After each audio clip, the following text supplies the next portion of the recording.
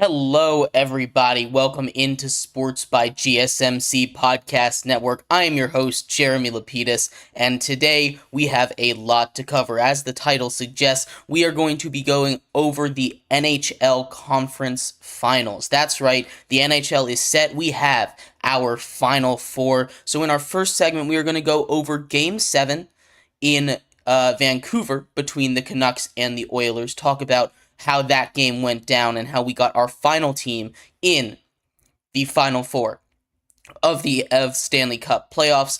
Then we're going to move into Western Conference final predictions and Eastern Conference final predictions before we get into a big topic, and one that I want to delve into more in depth on once all the details come out. But we're going to do a brief overview today, give some basic thoughts on the NCAA's potential settlement in the House versus NCAA lawsuit. We'll talk about how that's affecting especially non-Power 5 conference teams who don't have a vote in it, is something that I really want to focus on. We'll talk a little bit about that coming up later on in the show, and then we're going to finish it off with some NFL news. A little recap of what's been going on. OTAs are beginning for a lot of teams, and there are players that aren't showing up, some potential contract talks, so we'll talk about all of that later on in the show, so if you're interested, stick around. But before we get into the hockey, remember, if you would like to be an even bigger part of the show than you already are, all you need to do is go to GSMCPodcast.net. Leave a tip or donation with a message in it. That message will pop up on the bottom of the screen for you, me, and everybody else around the world to see. We appreciate anything that you do give, and we appreciate you taking time out of your day on a beautiful Tuesday afternoon to talk some sports with me. Once again, that link is GSMCPodcast.net.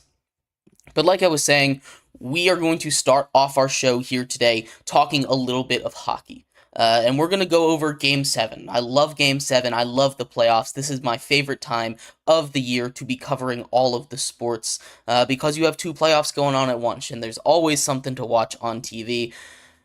But the Oilers and Connor McDavid are back in the conference finals, holding off a comeback attempt from the Vancouver Canucks, winning 3-2 in Game 7 on the road after falling down in the series 3-2, which, as everybody knows, the big statistic, when you lose that Game 5 and you're down 3-2, 80% of the time you lose. So they beat the odds. They're that 1 in 5 teams that ends up winning it, and the Oilers move on to face the Dallas Stars in the finals. But let's talk about this Game 7 a little bit, because when you talk about Oilers hockey, right, you talk about offense, you talk about Connor McDavid, you talk about Leon Draisaitl, you talk about Evander Kane, you talk about Zach Hyman, you talk about all these guys that, 50 goal scorers, 100-point seasons, that offense that just will not quit. You don't talk about defense, you don't talk about goaltending, but that was the story in Game 7.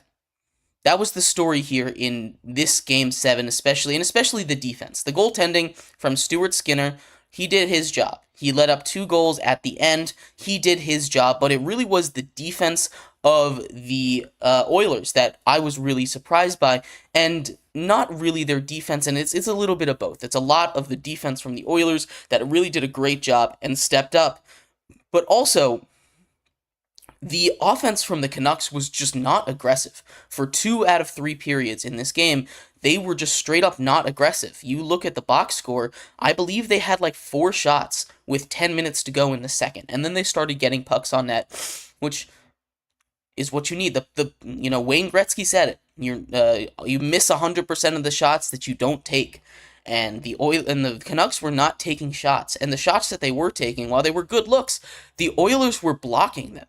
They got in front of pucks. They did a tremendous job last night blocking shots. You take a look at their blocked shots total. The defenseman, Darnell Nurse, had 4 blocked shots. Evan Bouchard had 2, one of them huge down the stretch. That's so many huge blocked shots from this team. It was very impressive, and even the forwards and centers got involved. Holloway had 2, Zach Hyman had 3 block shots, Connor McDavid had 3 block shots. A guy that, is one of the most skilled players in the history of hockey, getting his body on the line to win this crucial Game 7. That's the mindset that you want to see as an Oilers fan. That's the mindset you want to see if you want them to keep moving on, get this playoff run going. Connor McDavid with 3 blocked shots is awesome. I love that. Get down there. Get messy. Protect the goalie. That's how you do it. And the Oilers did a great job last night of blocking shots. This is, again, the most blocked shots from them all series long. And for a team going up against a team like Vancouver, who that was their bread and butter in the first series against the Predators, the Nashville Predators. That's what they did. That's what both the Predators and the Canucks did. They both blocked 1 million shots. They really did. And they made it hard for pucks to get on net, and that made it low-scoring, low-shooting series. But with a team like the Oilers, they just dominated that game. They really seemed like they wanted it more. I don't know if the Canucks ran out of gas, or if they just gave up on this season, or if they just decided, hey, we got this in the bag, we don't need to go all out, we're saving up for Dallas. They just didn't come out with passion, with energy like the Oilers did. Like I said, they had less than 10 shots 30 minutes into this game. I believe they had less than 5. I don't have it up in front of me here, but they were not being aggressive offensively. They were being so passive. They were holding it. They were waiting for the best possible shot. When in hockey, the way that the puck goes and the way that you've been playing all series long, some of those huge goals that they've scored in this series, these big game winners, have come off of just getting bad angle shots on net, crashing the glass, getting those rebounds, getting those short tip-in goals that just happens when you get the puck on net. And we saw it happen in the third period. They were like, oh shoot, we're in trouble, we're down 3, we need to get going. They got pucks on net and they scored 2 goals in 4 minutes. That's what happens against a team in the Oilers that don't have a good defense. They really don't have a good defense. And they just didn't shoot the puck. I don't know what they said or what the game plan was, but whatever it was, it wasn't right. Congrats to the Oilers on making it back to the conference finals. First time since, I believe, 2021. McDavid has never won a cup. And we'll talk a little bit more about that in segment 2 when we break down the Western Conference Finals between the Oilers and the Dallas Stars. But I'm just disappointed in this Canucks team. All the flowers to this Oilers team. They came out on the road. They won the last 2 games, and they just were the better team, straight up. They played like they wanted it, and they won because they played like they wanted it. You're not going to win a playoff game as the Canucks by sitting back and being passive.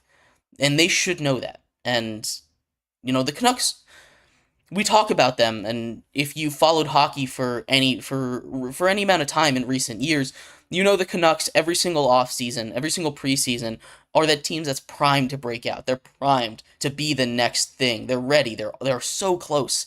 And then something happens. And this year they finally put it all together.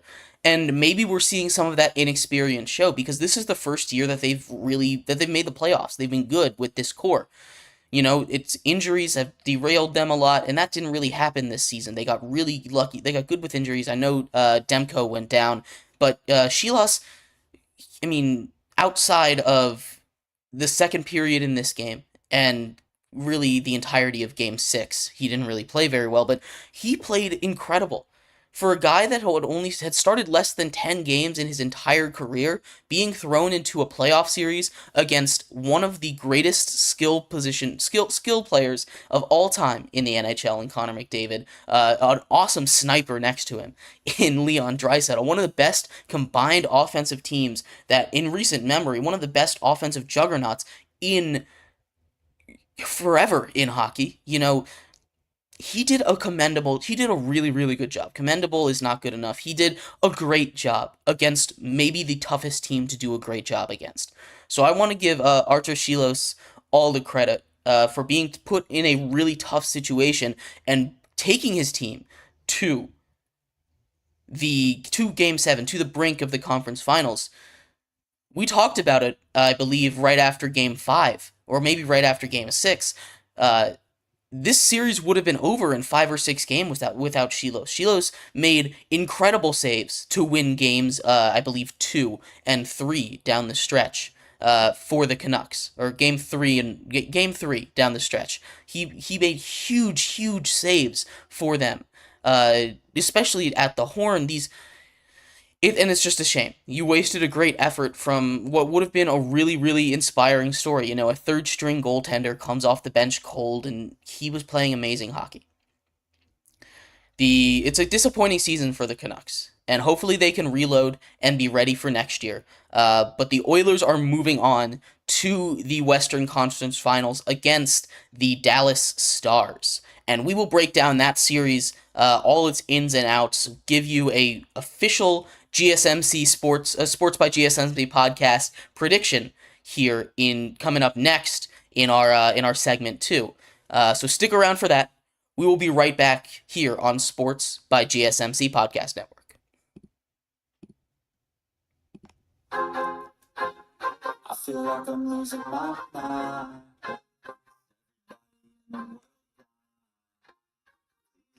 Give me a sign.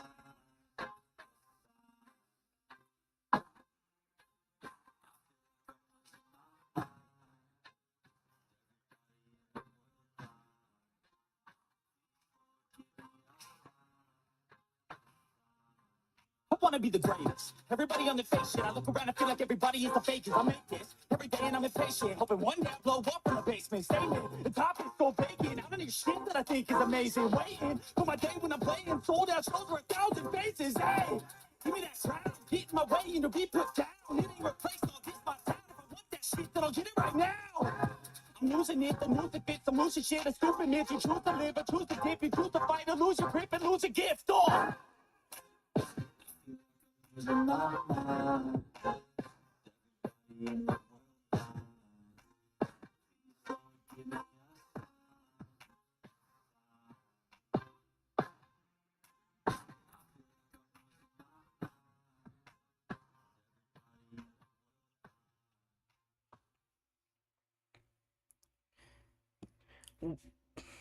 Welcome back to Sports by GSMC Podcast Network. I am your host, Jeremy Lapidus. If you are just tuning in, we just finished breaking down a dramatic Game 7 between the Oilers and the Canucks that saw Connor McDavid and the Oilers come out on top after holding back a big comeback from the Canucks in the third period to advance to these conference finals. In this segment here, we're going to break down that matchup in the Western Conference Finals, and we're going to break down the Eastern Conference Finals in segment 3. Stick around for segment 4. We're going to break down the lawsuit between the NCAA and the House. We're going to talk about the potential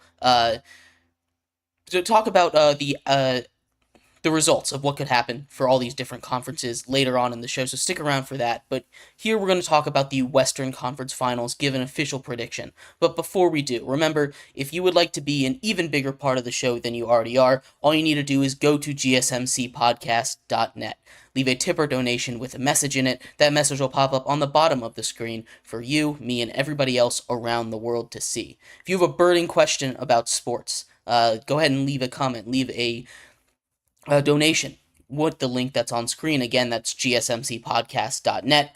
Appreciate anything that you do give. Appreciate you taking time out of your day to talk some sports with me on a beautiful Tuesday afternoon.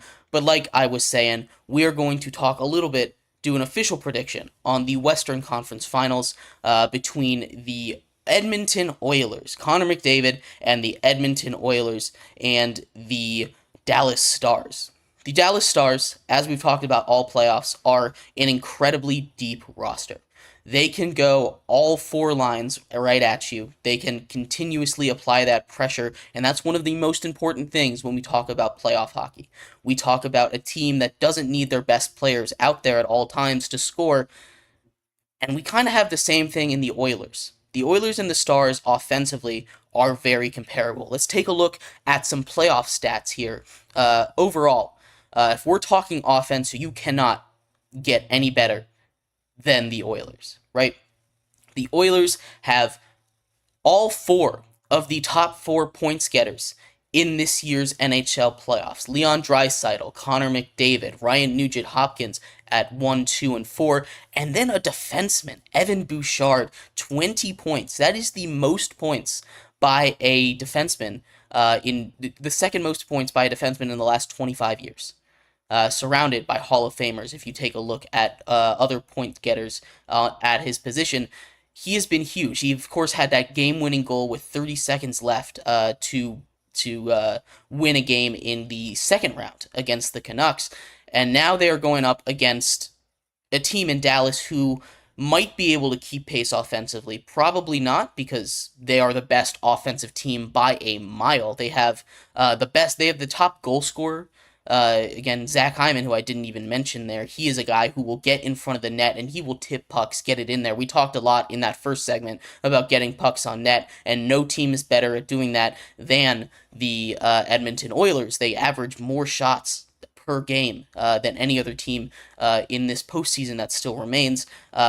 They've been incredible offensively, right? On the other side, though, you talk about team defense. The best defense or defense and goaltending combo, when you go by goals, giving up the least amount of goals of teams that are still available in the Final Four here, it's Jay Gottinger and the Dallas Stars defense. So we have here a battle of the best offense left in the playoffs going up against the best goaltender left in the playoffs. And this is what we live for in playoff hockey. They say, give me your best, and we're going to go best on best, and we're going to see who is better here.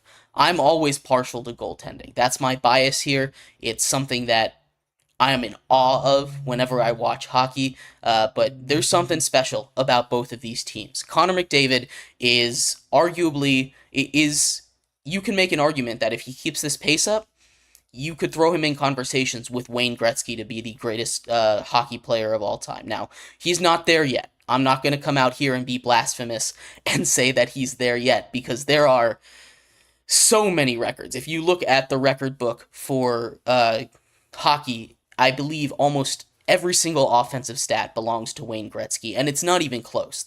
You can go look at some records at other sports and say, oh, he's only winning by a little bit, but Wayne Gretzky by a mile in just about everything. It's insane if you go back and look at it, and maybe we'll do a little comparison in a later date, but I'm not going to be blasphemous and say that Connor McDavid is up there yet, but his skill and the ability to score, his scoring, his playmaking, his ability to just want to win is insane. And he's back here with an offensive juggernaut of a team, right? This team's incredible offensively, but they're going up against an incredibly deep team in the Dallas Stars, and they have the best goaltender in the playoffs.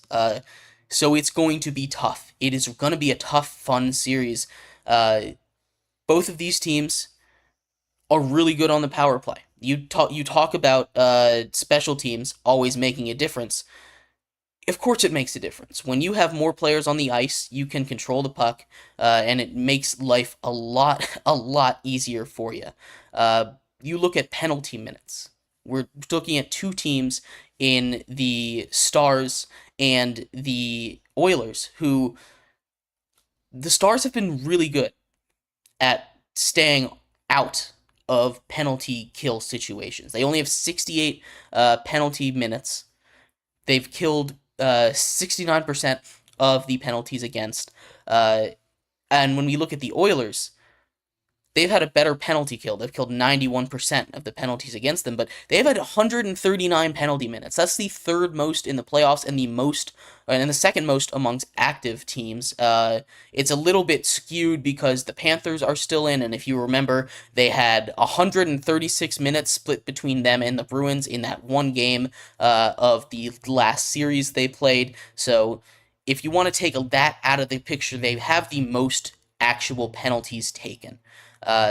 So they have been not very good at staying out of the penalty box, and against a team like the Stars, who have a really good penalty power play.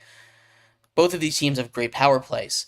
it's going to be imperative for them to stay out of the box, to stay clean, especially when their defense is definitely their weakness. The defense and goaltending has been the weakness. It's been the weakness for the Oilers all this time. It's the reason that they haven't been able to get a cup, even though they've had this richness of weapons on offense. You know, they have had Connor McDavid, they've had Leon Draisaitl, they grabbed Evander Kane, they have Zach Hyman, they have Nugent Hopkins, who had 50 goals a couple seasons ago. You know, this is a team that has more offensive weapons than you know what to do with.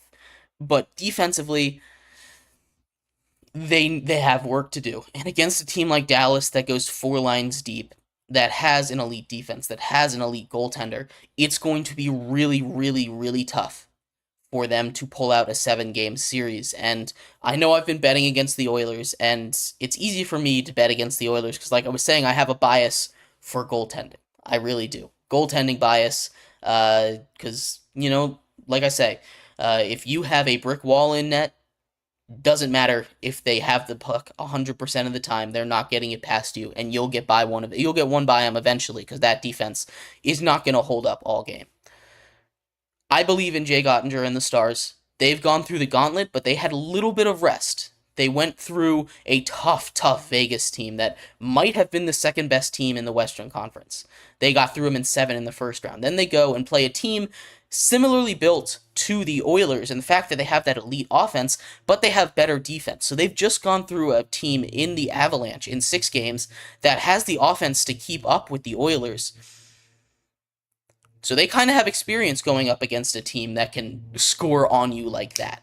You know, it's good for the Stars to get practice. They had a little bit of time off, and, you know, the Oilers here, again, they've made it through. They limped through. They got past the Canucks in a hard-fought series, and hats off to them. All props to them. They did a wonderful job, especially in Game 7 defensively, which we talked about in that first segment. But this Dallas team is a different beast. They have the best goaltender left in the playoffs. The Oilers are the only team that doesn't have elite goaltending left in the playoffs right now, and it's really going to hurt them. Because as good as their offense is, great offense gets shut down by better goaltending every single time. It doesn't matter. It doesn't. And the Dallas Stars' defense to go with it is nothing to scoff at. Their weapons, how deep they are, is insane. And they have a great mix of young and old. They still have a really great old core with Joe Pavelski and Jamie Benn and Tyler Seguin. And then they also, you know, have a young core with Jason Robertson, Wyatt Johnson, Rupe Hintz. This team is fast. This team has a great defense, Mira Heiskanen, and they have a great goaltender to boot in Jake Ottinger. So I am taking the Stars in 6 games. Like I said, this is the best offense left in the playoffs going up against, in my opinion, the best defense goaltending combo left in the playoffs. And I know when you talk about defense, it kind of gets mixed into goaltending, or when you talk about goaltending, defense kind of gets mixed in with it. But it's an important distinction to make. Jake Ottinger might not be the best goalie left in the playoffs. He's up there. But there's also that factor of defense blocking shots like we saw in Game 7. So I am taking the Stars in 6 to face against the winner of the Eastern Conference Finals, that between the New York Rangers and the Florida Panthers, that we will break down coming up next in Segment 3 here on Sports by GSMC Podcast Network. So stick around for that. We'll be right back here on Sports by GSMC Podcast Network. Looking for your daily fix of sports talk without having to pay for it? GSMC Sports Network is available on YouTube. Just search GSMC Sports Network. Get your fix of daily sports talk shows on YouTube, absolutely free. NFL, college football, NBA, MLB, MMA, UFC, fantasy football, and so much more. GSMC Sports Network has shows running all day long, with new sports shows starting every 2 hours. Just like on your favorite cable sports channel, except GSMC Sports Network is absolutely free. Just search GSMC Sports Network on YouTube to catch one of your new favorite shows, like the GSMC College Football Podcast, Chip Shot Football Podcast, Hoops and Heels Women's Sports Podcast, GSMC Basketball Podcast, and so many more. Check it out for yourself. GSMC Sports Network, now available on YouTube absolutely free. Search GSMC Sports Network on YouTube right now.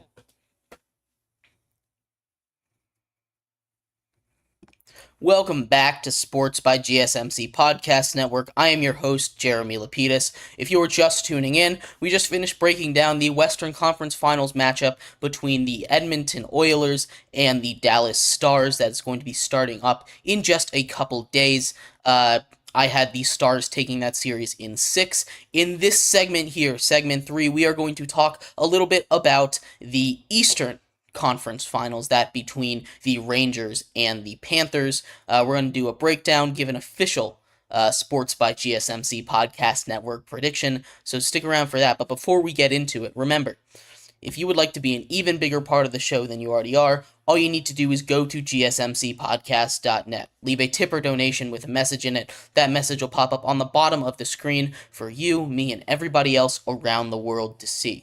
If you have a burning question about sports, anything at all you would like me to ask, or like to ask me, all you need to do is go to that link, gsmcpodcast.net, or leave a comment, and I will get to it as soon as I possibly can. I appreciate you guys taking time out of your day to watch, talk some sports with me on a beautiful Tuesday afternoon. But like I was saying, we are going to get right into it, talking a little bit about the Eastern Conference Finals. We have made it. The last prediction for the hockey segment here, the Eastern Conference Finals this year is taking place between the New York Rangers coming out against the Florida Panthers. The Florida Panthers, the defending champions of the East, going up against the Rangers, who had a bit of a down season last year, but they are back. This is a battle of two teams that, you take a look at the stats and you take a look at these teams on paper, are incredibly similar, right? You have a great goaltender, Igor Shesterkin, Sergei Bobrovsky. Sergei Bobrovsky, who, is coming off, this is his second straight deep playoff run where he's taking this team deep into the playoffs, and Igor Shesterkin, who had a year off last year, but this is also his second deep playoff run. Bobrovsky has had more in the past, but Shesterkin is a little younger, and he has carried this team defensively. Defensively, the Rangers are a little better, but offensively, the Panthers are a little better. So you have a team that they both have great goalies, but this is going to be a battle between who's better between the offense and the defense, right? You have a great defensive core in New York and a great offensive core in Florida. You take a look at some of the numbers here. This is the first game that we're going to see. They're going to start off on Wednesday, but goaltending wise, the Florida Panthers have a slight edge. It's not a huge edge, but it is a little bit of one. And these two teams are very similar offensively. The Florida Panthers are scoring more goals per game. They have a slightly, and really where we're going to see the difference here is penalty minutes. We talked a little bit about it when we talked about the Oilers and their lack of discipline in the penalty box, but the Florida Panthers have not been very disciplined, regardless of the big penalty splash that happened in that Game 2 against the Boston Bruins. They have not had a very good, have not been very disciplined. And you're going against a team that has the third best power play in the playoffs, the second best that's still remaining, only behind the Edmonton Oilers. And that's really been the Rangers' bread and butter. Against the Capitals, they feasted on the power play, and their penalty kill was great as well. Their ability to kill the penalty has been huge, but their power play, their special teams, has been what's really propelled them this far into the playoffs. Now, they had that little stretch where it looked like they weren't going to be able to close out the series against a really solid Carolina Hurricanes team.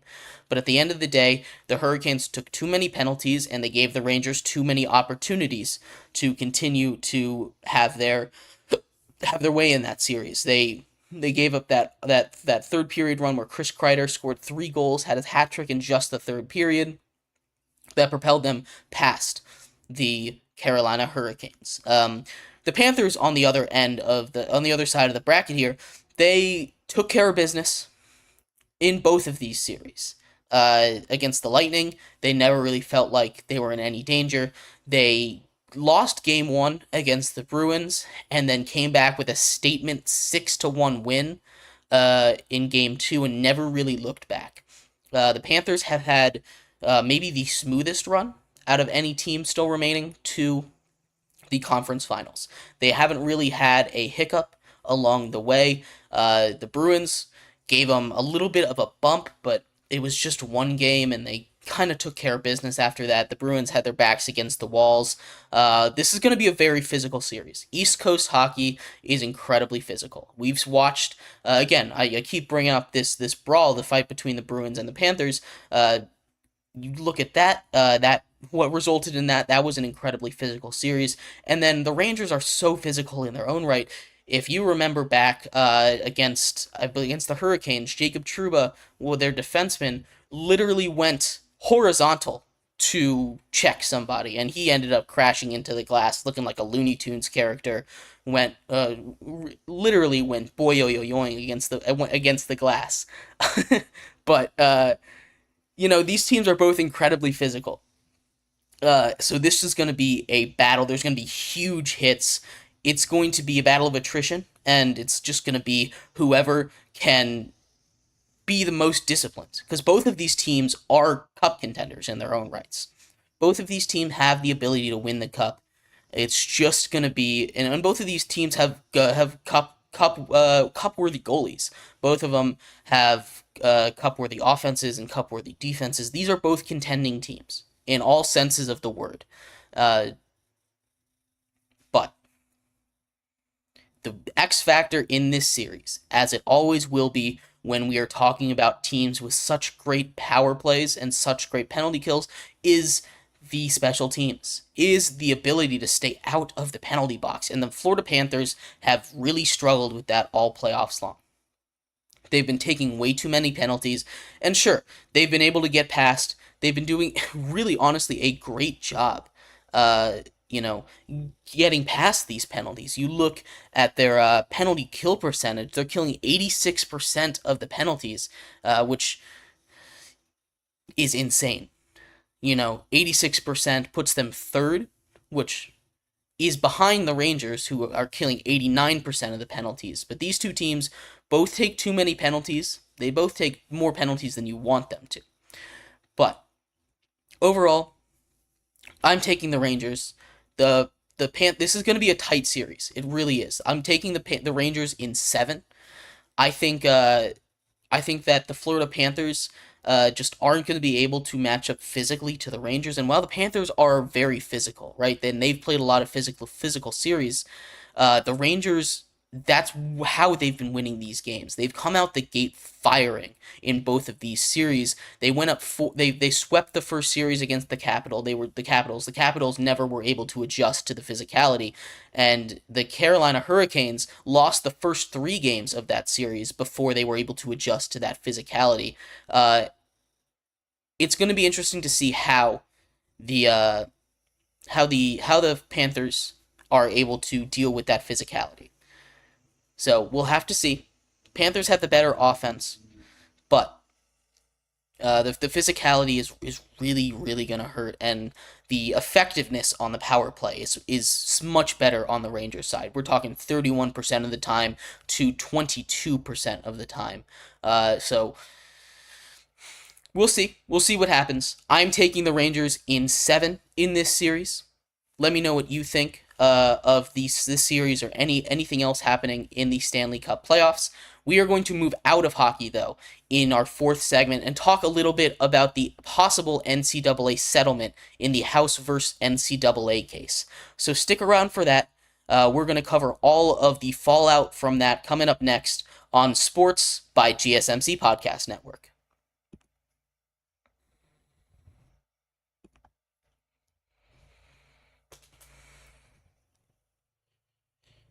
For the best and latest podcasts available anywhere, go to the podcast app on your cell phone and type in GSMC to access free content-rich podcasts on health and wellness, book reviews, sports, entertainment, relationships, social media, movies, technology, finance, and even weird news. Subscribe and download the GSMC Podcast Network's family of shows, available everywhere podcasts are found.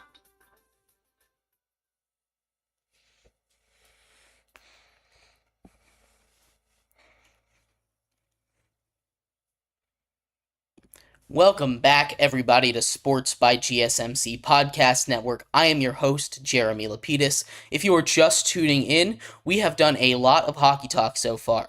We have talked about the Game 7 in the first segment, where the Oilers were able to hold off a tough comeback effort by the Vancouver Canucks to move on to the Western Conference Finals in dramatic fashion. And we talked about we did predictions for both the Western and Eastern Conference Finals. The Western Conference Finals, I had the Stars in 6, and the Eastern Conference Finals, I had the Rangers in 7. Let me know what you think of all of that. But in this segment here, we're moving off of the ice, and we are moving back to the NCAA. The NCAA has a lot going on, and I am just dipping my toes into the water here. We are going to do a lot more NCAA coverage. I've been kind of distracted by the playoffs for the NBA and the NHL, so I apologize for not bringing you all that NCAA coverage, but we are going to do some NCAA coverage here today, and why not start with the biggest story? We're going to go over the potential settlement, $2.7 billion between the NCAA and former players in the House versus NCAA case. I'll explain all the details to you and what some schools are saying they're having issues with. But before we get into that, remember, if you would like to be an even bigger part of the show than you already are, all you need to do is go to GSMCPodcast.net. Leave a tip or donation with a message in it. That message will pop up on the bottom of the screen for you, me, and everybody else around the world to see. If you have a burning question about sports, anything, go ahead and give me that question in a donation here on GSMCPodcast.net or in a comment. I will get to it as soon as I possibly can. I appreciate all of you for sticking around, talking some sports with me on a beautiful Tuesday afternoon. But like I was saying, we're going to get into this NCAA action here, NCAA settlement. And this is a big one, so I'm going to give you a little bit of background in case you don't know what's been going on, and then we're going to get into the potential fallout and everything that's been going on surrounding this case. So this goes back to NIL, and players are suing, or a group of former players are suing and saying, hey, I think I deserve money because we weren't allowed to get money, and now they're getting money through NIL. Is basically what this case boils down to in a lot of legal words and more complex sentences. But that's the idea behind this case. And the NCAA looks like it's trying to settle here in this case, and all the way it works is the NCAA has to agree. The 5 power conferences have to agree, and that includes the Pac-12, all 12 Pac-12 teams, because they were named as a co-defendant in this lawsuit. So that's what's going on. And it looks like they're settling. Settlement has gone out. It says $2.7 billion is what the payout's going to be. And we are going to split it up amongst all 32 conferences. That includes 22 conferences that do not have football teams. Basketball conferences, the Big East, the WCC, schools like UConn and Gonzaga that aren't big football schools, are big basketball programs, are going to be affected by this. And it's ruffling a lot of feathers, especially in the non-Power 5 conferences. I talk about this a lot as an alumni of a Group of 5 school, of James Madison University. I like to give a little bit of a perspective of the smaller schools, and it's fine to get the perspective from the bigger schools, but they're the ones with the voice here. The teams that are named in this lawsuit are the NCAA and the 5 power conferences. But the way that the NCAA said they were going to do the revenue split is 60% from the non-Power 5 conferences. And maybe on the surface that sounds like, oh, okay, that's fair. 5 conferences paying 40%, 22 paying 60%. But you have to remember that when they did the same kind of negotiations for college football and college basketball payouts for TV contracts and stuff, we're looking at the Power 5 and specifically the SEC, the Big 10, the Big 12, the Pac-12, all these teams, they're getting 30% on their own. They're each getting 30%. So that totals 60% of the revenue going to them, and the rest of it going to wherever. Going to the group of 5, the group of 6, whatever, every other conference. If you look at it this way, you're getting 30% of the money, and you're paying 40% of it. It doesn't make any sense. It really doesn't. It's one of these things that I understand there's a disparity in the NCAA between these Power 5 conferences. They're the ones that bring in money. They're the ones that are on the national media attention. You're not going to you're not turning on ESPN to watch MAC basketball, right? You're not turning on ESPN on a random Saturday night to watch the Sunbelt games, right? You're not doing that. And there are people that are doing that. I'm going to do that because it's my job and I enjoy watching sports. I'll turn on any sport there is that's on. That's why I do this. But that's not the national audience. They're there to watch the big brands. They're there to watch LSU. They're there to watch Georgia. They're there to watch Alabama. SEC football, Ohio State, Michigan, Big Ten football. These ACC basketball, Duke, North Carolina, that's what they're here to tune in for, and that's what's going to make the most money, right? And I respect that. I understand that. These are the two teams that are bringing in money. These are the teams with the budget to pay for players. And reading articles on ESPN, preparing for this, there was a quote from one of the 22 schools, from one of the ADs of a school in one of the 22 conferences that don't have football, called the CC 22, or the CCA 22.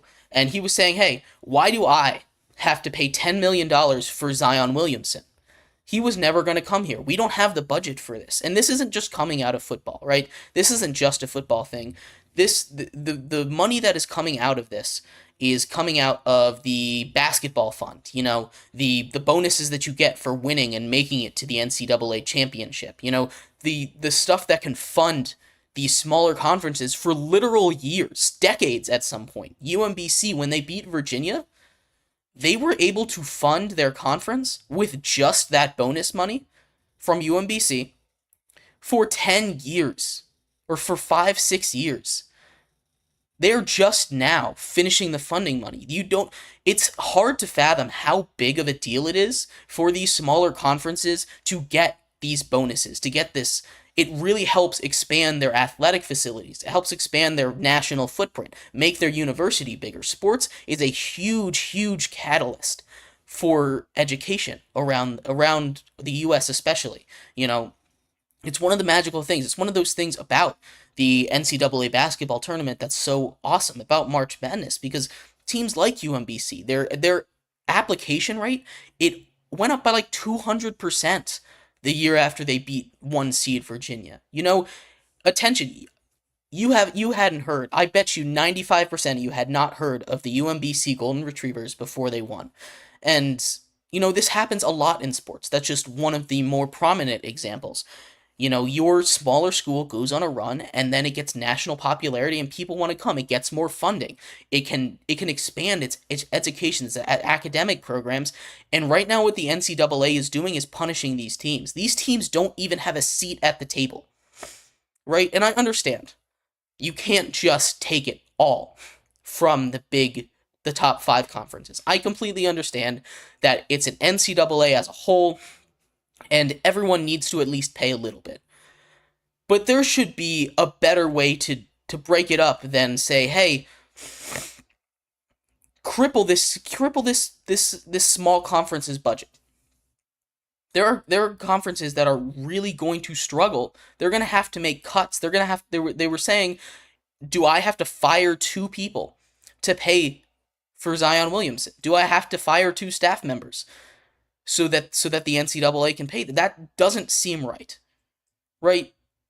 There has to be a better way to do it, and it seems like this proposal is going to go through. The Big 12, about an hour or two ago at this point, already voted to pass this proposal. And all that it needs to pass is the NCAA saying yes and all 5 power conferences saying yes.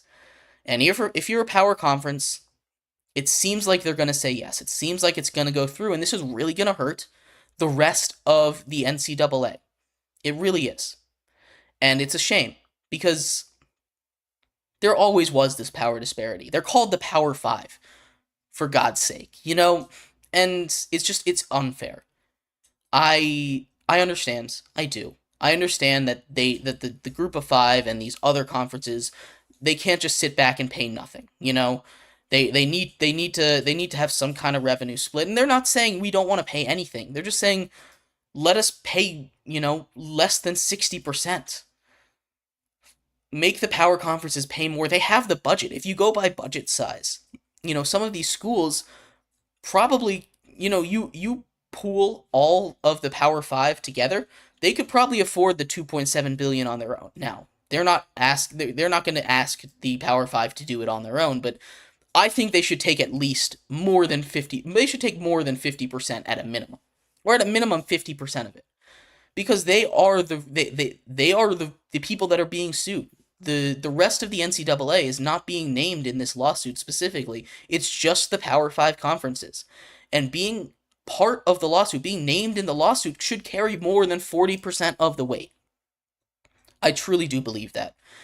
And it's a shame. We'll cover more of this if it actually goes through. We'll talk about how it's going to affect some of these smaller schools more and what the outcome is. There's other lawsuits that are still pending, that are lawyers are trying to consolidate it into one. The NCAA is adding a clause in this that says, hey, you can't sue us anymore about this if we agree to this, which is kind of crazy and also shady, and I don't think should be allowed to happen. I don't think you should be able to legally say, hey, if we give you money, you're not allowed to sue us anymore, ever. It's dumb. That feels like it shouldn't be allowed, but it looks like it's going to go through, and I have a lot of problems with this. But we are running out of time here, unfortunately. So we'll cover more of this later on when it is official. I'll give more thoughts on it. But in our next segment, we are going to move into the NFL. We're going to close off our show talking about some NFL news. OTAs are underway for a lot of teams, and there's some contract situations that are getting a little interesting. So we're going to talk about that. T. Higgins, Justin Jefferson, Trevor Lawrence, and more coming up next on Sports by GSMC Podcast Network.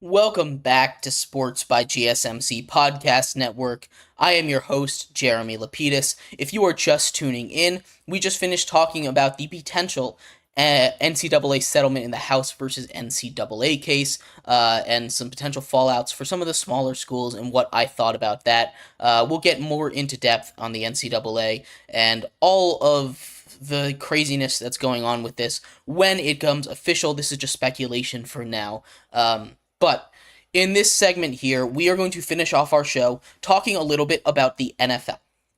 We're going to talk about the OTAs and some contract situations that are going on in there, with some quarterbacks, with some wide receivers, high-profile ones, potential trades. We'll talk about all of that coming up in just a second, but before we do, remember that if you would like to be an even bigger part of the show than you already are, all you need to do is go to GSMCPodcast.net. Leave a tip or donation with a message in it. That message will pop up on the bottom of the screen for you, me, and everybody else around the world to see. If you have a burning question about sports, go ahead and leave a comment or a donation at GSMCPodcast.net. That link is on screen or scrolling across the bottom at all times. I appreciate anything you do give. I appreciate you taking time out of your day to watch and talk some sports with me. But like I was saying, we are going to get into the NFL here. So we're going to get right into that here. Like I was saying, OTAs are beginning for a lot of teams, and some of the biggest stories around this time of year always come with disgruntled players. You know, players that are possibly gonna ask for trades or have already asked for trades, and potential contract talks. Maybe we get some big contracts come out, and the biggest talk right now, at least the one that's the most intriguing to me, is T. Higgins and the Bengals. T. Higgins and the Bengals have had an interesting saga throughout the offseason, right? It started, he was the first player to get franchise tagged. The first piece of news in the NFL offseason, T. Higgins is franchise tagged. Awesome. It didn't seem like a deal was going to get done, but the two sides were going to continue to talk and see if they could get a long-term deal, because T. Higgins wants a long-term deal. He doesn't want to be franchise tagged. Then he asked for a trade. T. Higgins asked for a trade, and then he takes back that trade request. Seems like he's going to show up, and then he asked for that trade request again just a couple weeks ago, right before the draft, and he still has not signed his franchise tag. So he's not allowed to show up until he signs that franchise tag, and it's getting a little testy. He seems like he's a guy that might hold out here, and we're talking about a potential trade candidate here. A guy in T. Higgins who is arguably a top 10 receiver in the league. I don't know if I'd put him up there. Definitely top 15. But there's a lot of teams that would like to have him. A young receiver that you can extend right away. Teams with money. I've seen maybe the most intriguing one that I've seen thrown out there is with the Arizona Cardinals. You know, you have Marvin Harrison on a rookie deal, 4 years, 5 years with the option, the rookie option at the end. You have, outside of him, just about nothing. Trey McBride, maybe, is your next best weapon. So getting Kyler, a guy like Marvin Harrison, for a high second-ish round pick, the asking price might be a first. Now it's unlikely that he gets traded because the Bengals seem like they really want him. You know, it seems like all the Bengals want to do is hold on to this guy because he is, spoiler alert, very, very good at football. And the Bengals are a much better team with him. And it seems like the Bengals locker room really likes him. It seems like he likes the Bengals locker room. He just wants to get paid. I respect that. I really do. And I'd be surprised if he did get traded right away. But he'll probably end up signing this franchise tag. And he might be a trade candidate if the Bengals start to struggle. If Joe Burrow doesn't come back from that injury all the way, we'll see. But the Cardinals are an interesting one because he's going to look for that wide receiver money, and the Bengals just can't give it to him because they have to pay Jamar Chase. You know, they can't be paying two receivers $30 million a year. Two receivers, $25 million a year. That's just not something they can do. And this wide receiver market is about to explode. So it might actually be better for T. Higgins to wait a season because if he signs it now, he's going to be about $5-6 million behind the highest paid guy, which, you know, In the grand scheme of things, the difference between $25 million and $30 million when you're 25 years old is not a big deal, at least when you're going to get it over the course of, 4 years. You're still going to get $100 million. So he's going to get all the money he deserves. A team will pay him. It's just a question of whether or not it'll be the Bengals. I don't think the Bengals have the ability to pay him right now. They have too many other places that they need to address, and too many other players that are more of a priority than T. Higgins, unfortunately. And it's unfortunate because he is on a team with Jamar Chase. Any other team would have paid him the big bucks right away, but since he's on a team with Jamar Chase and he's not the wide receiver one, they're not comfortable giving him that wide receiver one money. Another wide receiver who's looking for a contract, Justin Jefferson. He showed up for OTAs. Sounds like contracts are in the works there. He's going to get paid. And if I'm the Vikings, I am locking him up as soon as I possibly can. Because, like I was saying, T. Higgins needs to get paid. CeeDee Lamb needs to get paid. Jamar Chase needs to get paid. If I am a GM with a wide receiver that needs to get paid, I am paying them right now. I am saying, hey, you want to be the highest paid receiver? I will give you a little more than Amon-Ra St. Brown. How does that sound? Awesome? Great. You don't want to be the last domino to fall in this puzzle because you are going to be the one that suffers. The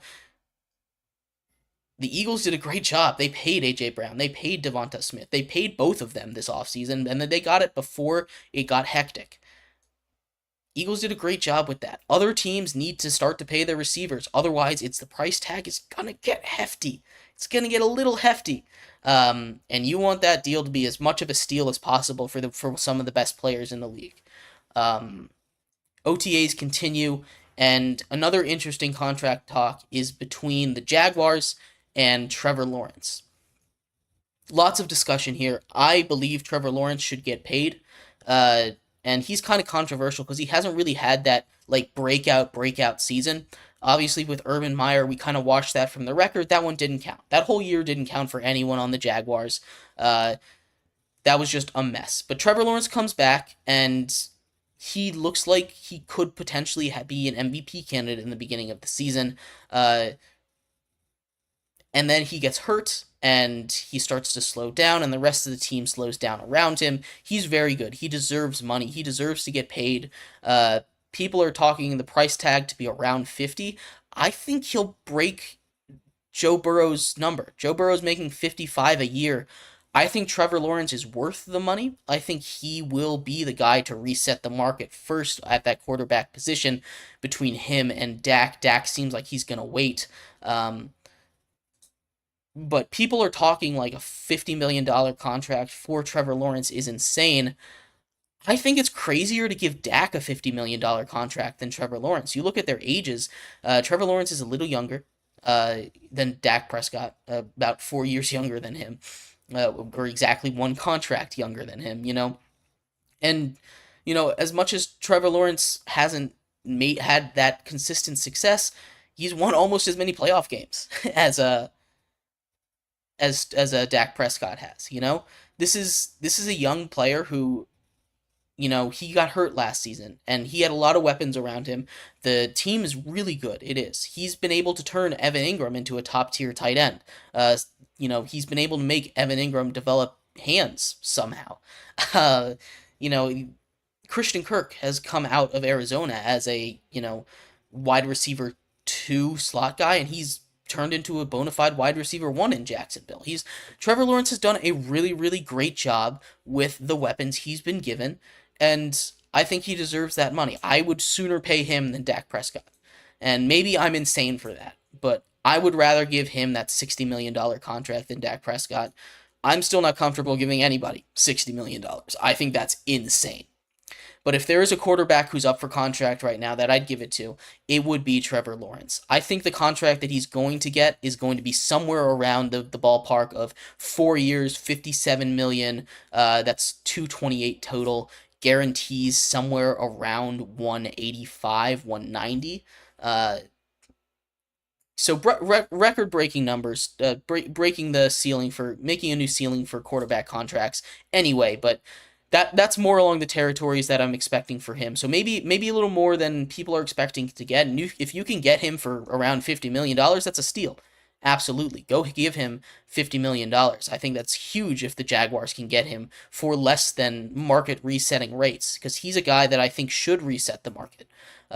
Unlike Jared Goff, who didn't reset the market, but came too close to resetting the market, in my opinion. Trevor Lawrence is a guy that I believe can reset the market and would deserve to reset the market. But yeah, let me know what you think of any of those contracts, anything else we talked about here on the show, the NCAA lawsuits, any of the NHL series that we talked about here today, who is going to win the NHL Stanley Cup. Let me know down in the comments. I appreciate all of you for sticking around and watching today's episode of Sports by GSMC Podcast Network. I have been your host, Jeremy Lapidus. We will be back here same time, same place tomorrow, talking about any of the big news in sports going on in the next 24 hours. You guys have a great rest of your day, and I will see you then. Bye-bye.